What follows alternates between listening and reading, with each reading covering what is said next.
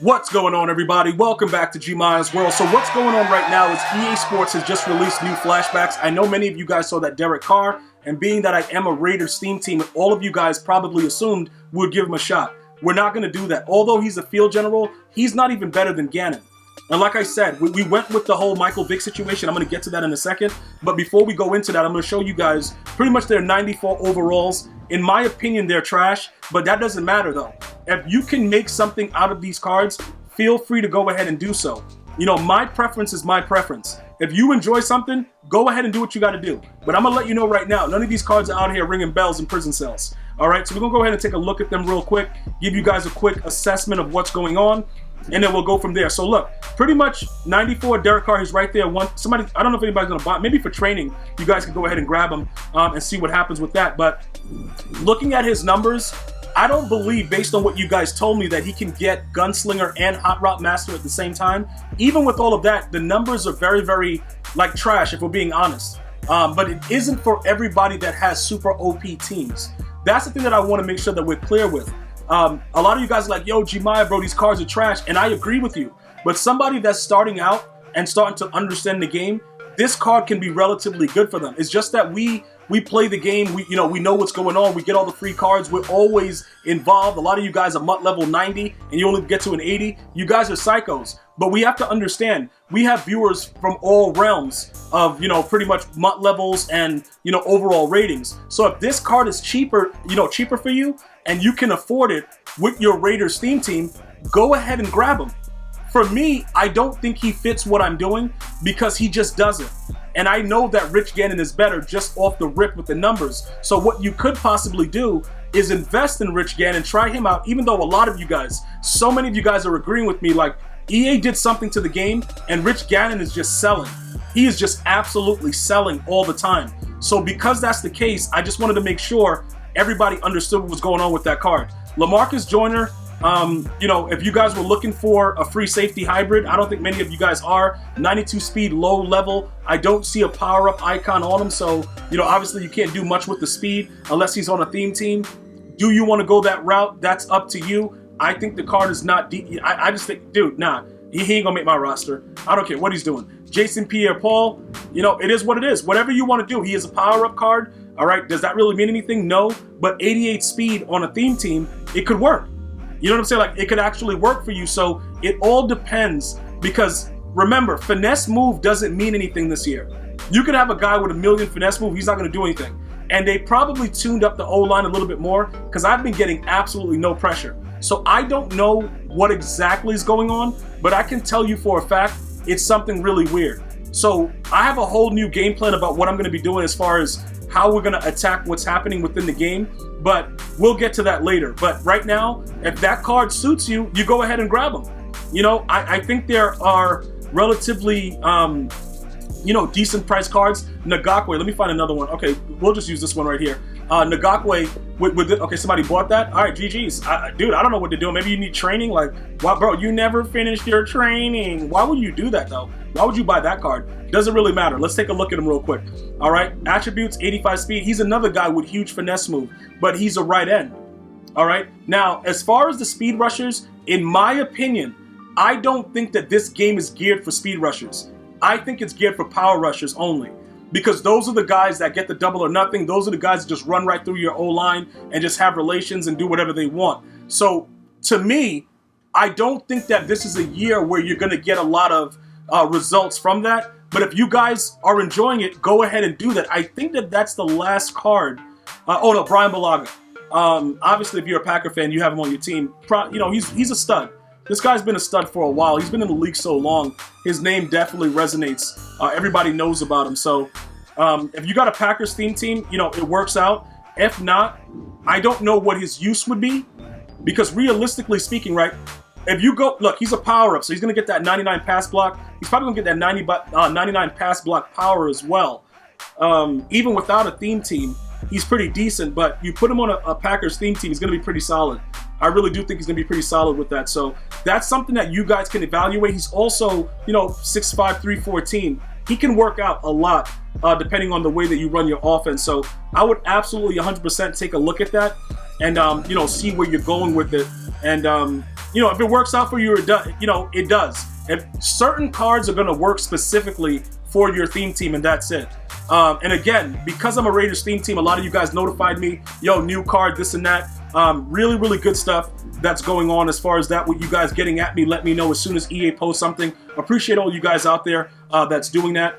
Definitely, I'm taking note of that. Thank you guys so much. But here's the situation, right? We went ahead and we changed up some things. Why did we change up some things? Because the game has been playing very differently. So because of that, it's been a situation where we have to now figure out, you know, where we're going, right? You know, having all the O-line abilities wasn't really working. What was happening? You know what I'm saying? Dudes are not running the ball correctly. It was like a lot of crap going on. So what did we do? Based on your feedback, we created Michael Vick. All right? So we created Michael Vick, and now we're going to run around like idiots. Now I don't care about anything. Now you're going to get the real psychopathic maniac, you know, just ridiculous plays, doing whatever I want, raging uncontrollably. Because the game is, yo, this game is so polluted, I can't even have a baby with it. Like, it's ridiculous. It's absolutely ridiculous. But let's just go ahead and point out a few things, right? 99 throw power, obviously the 98 speed, 99 excel. I did change up my playbook, right? From run and gun to try out Seattle.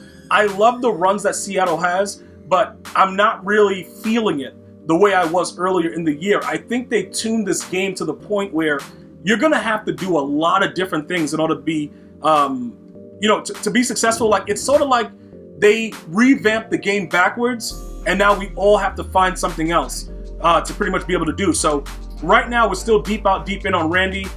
We have Escape Artist, Gunslinger, and then we have Route Tech. We have Identifier, and then we have deep in on Jermichael Finley, and that's all we can really do. Now, I am going to be doing some more updates to my defense. I want to make sure that everybody understands that.